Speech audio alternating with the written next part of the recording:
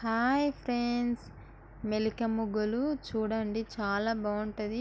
ఇలాంటి ముగ్గులు చాలా తక్కువ మందికి వస్తాయి ఫ్రెండ్స్. మీరు నేర్చుకోండి, మీరు మీ వాకిట్లలో వేయండి ఫ్రెండ్స్. ఇప్పుడు ఇవే చాలా అందంగా కనిపిస్తున్నాయి. ప్రతి వాకిల్లో ఇలాంటి ముగ్గులే వేస్తున్నారు. మీరు కూడా నేర్చుకోండి ఫ్రెండ్స్.